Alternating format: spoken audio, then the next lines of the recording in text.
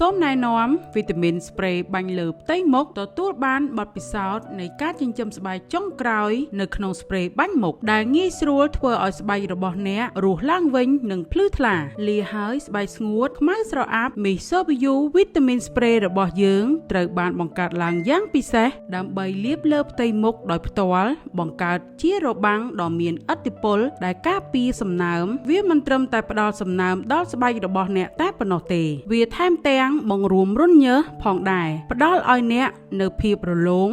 និងភ្លឺថ្លាជាងមុនផ្សំឡើងដោយវីតាមីនសំខាន់ស្